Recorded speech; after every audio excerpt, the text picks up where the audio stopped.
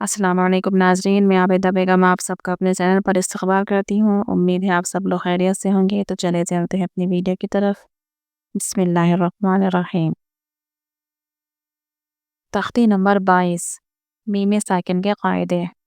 ناظرین، میں نے آپ کو پہلے بتایا تھا کہ جزم والا حرف جو ہوتا ہے اس کے بھی ہم کو 4 قاعدے ملتے ہیں، یعنی کہ جو جس حرف پر ساکن ہوگا ایسا تو ہم اس کو وہاں پر کیا کریں گے، 4 قواعد دیکھیں گے۔ ایک ہو جائے گا حروف قلقلہ، یعنی کہ قاف، طا، با، جیم، دال۔ جب ان 5 حروف پر جزم آئے گا تو ہم وہاں پر قلقلہ یعنی کہ تھوڑا سا ڈبل آواز نکالتے ہوئے پڑھیں گے۔ اور دوسرا ہو جائے گا روائے ساکنہ کا قاعدہ، یعنی کہ رو پر زبر یا پیش ہوگا تو ہم رو کو پر پڑھیں گے، زیر ہوگا تو باریک پڑھیں گے۔ اب تیسرا یہ قاعدہ آ گیا ہے ہمارے سامنے میم ساکن کا، یعنی کہ جب میم پر جزم والا حرف یعنی کہ میم ہوگا تو ہم اس کو کیسے پڑھیں گے۔ ان 3 حروف کے علاوہ باقی جتنے بھی حروف پہ جزم آئے گا ہم وہاں پر بولیں گے پیچھے جزم والے حرف کو پیچھے والے حرف سے ملا کر پڑھیں گے، وہ ہو جائے گا چوتھا قاعدہ۔ یعنی کہ ایک قاعدہ ہوگا حروف قلقلہ کا، دوسرا ہوگا روائے ساکنہ کا، تیسرا ہوگا میم ساکن کا۔ جب ان 3 قواعد کو چھوڑ کر ہم کے حروف قلقلہ کے 5 حروف، روائے ساکنہ اور میم ساکن 7 حروف، حروف قلقلہ 5، روائے ساکن 6 اور میم ساکن 7، ان 7 حروف کو ہٹا کے باقی جتنے بھی حروف تہجی ہے ان کے اوپر جزم آئے گا تو ہم کیا کہیں گے، جب جزم والے حرف کو پیچھے سے ملا کر پڑھیں گے، یہ قاعدہ ہوگا۔ ٹھیک ہے ناظرین، تو چلتے ہیں ہم آگے قاعدے کی طرف۔ دیکھیں ناظرین، اس قاعدے کو اچھے سے ذہن نشین کریں، آپ زبانی یاد کریں بغیر دیکھیں کہ ادغام شفوی، میم ساکن کے بعد میم آئے تو میم کو میم سے ملا کر غنے کے ساتھ پڑھا جائے گا۔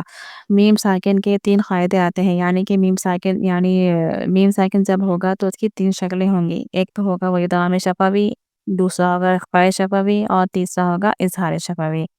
میم ساکن کے بعد اگر میم آئے گا تو میم کو میم سے ملا کر غنے کے ساتھ پڑھا جائے گا تو اس کا نام ہو جائے گا ادغام شفوی۔ دیکھیں میم ساکن ہے الیکم، میم ساکن کے بعد میم ہے، یعنی کہ میم کے بعد میم آئے گا تو ہم وہاں پر کیا کریں گے، میم کو میم سے ملا کر غنے کے ساتھ پڑھیں گے، تو اس میم ساکن کے قاعدے کا نام کیا ہوگا، ادغام شفوی۔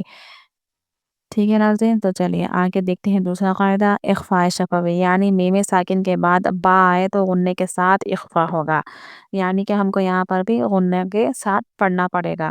دیکھیے اخفاء شفوی، یا ربہم، میم ساکن کے بعد با ہے نا، تو یہ با آنے کی وجہ سے بھی ہم کیا کریں گے، غنے کے ساتھ ملا کر پڑھیں گے۔ تو ناظرین ایک بات سمجھ میں آ گئی ہے کہ ادغام شفوی اور اخفاء شفوی دونوں میں ہم کو غنے کے ساتھ ملا کر پڑھنا ہوگا۔ فرق بس اتنا ہوگا کہ میم ساکن کے بعد ادغام شفوی میں میم آئے گا اور اخفاء شفوی میں میم ساکن کے بعد با آئے گا، صرف حرف کا فرق ہوگا، پڑھنے میں دونوں سیم رہیں گے۔ دیکھیے تیسرا قاعدہ ہو جائے گا اظہار شفوی، میم ساکن کے بعد با اور میم کے علاوہ کوئی اور حرف آ جائے بخصوص واو یا فا، یعنی کہ واو اور فا آنے پر احتیاط کرنا چاہیے، وہاں پر رکنا نہیں چاہیے غنے کرنے کے لیے، بلکہ جلدی پڑھنا چاہیے، میم کو ظاہر کر کے پڑھنا چاہیے، جیسے اردو میں ہم تم کی میم، یعنی کہ جیسے ہم تم جلدی ہم بولتے ہیں ایسے ہی ہم کو بولنا پڑے گا۔ جیسے اب یہ دیکھیے اظہار شفوی کی مشق، ہم فی ہا، دیکھیے ہاں میم پیش ہم فی ہا، میم ساکن کے بعد یہاں پر نہ تو با آیا ہے نہ ہی میم آیا ہے، تو اب ہم کیا کریں گے، یہاں پر میم کی آواز کو ظاہر کریں گے، یعنی کہ اس کو جلدی پڑھیں گے، ہم یہاں پر غنہ نہیں کریں گے۔ تو یہ ہو گئی ہیں میم ساکن کی شکلیں۔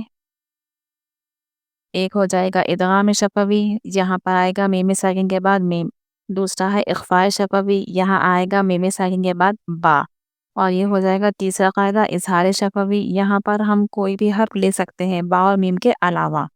ٹھیک ہے ناظرین، تو چلتے ہیں مشق کی طرف۔ ادغام شفوی، الیکم مرسلون،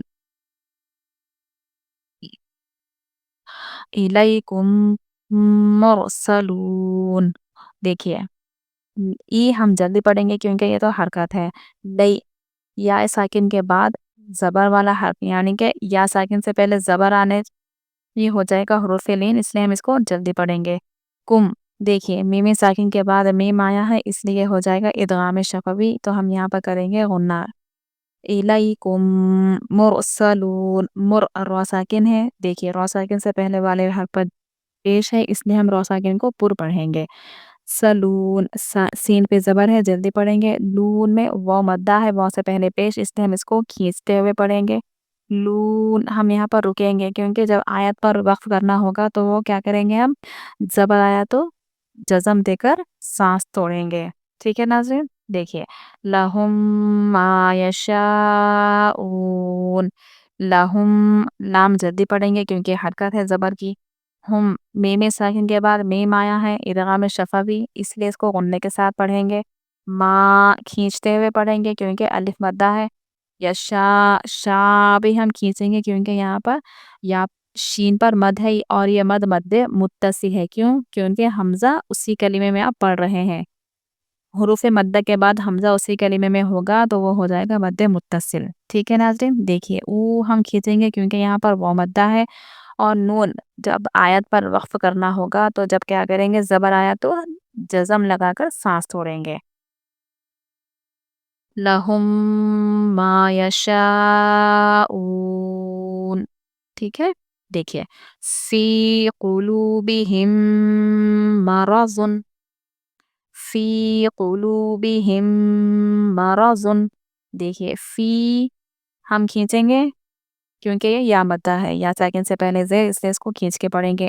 قلو قاف جلدی پڑھیں گے. لو ہم کھینچیں گے کیونکہ واو ساکن سے پہلے پیش واو مدہ ہے اس لیے ہم اس کو کھینچیں گے. بہم، ہم دیکھیے میم ساکن کے بعد میم ہے اس لیے غنے کے ساتھ پڑھیں گے، یہ ہو جائے گا ادغام شفوی. مرض، را پر پڑھیں گے کیونکہ را پہ زبر ہے. ٹھیک ہے ناظرین. دیکھیے فی قلوبہم مرض فہم معرضون. فہم میم ساکن کے بعد میم آنے کی وجہ سے غنہ کریں گے. معرضون. دیکھیے عین جزم والا حرف ہے، یہ جزم والا حرف کا چوتھا قاعدہ ہو گیا ہے.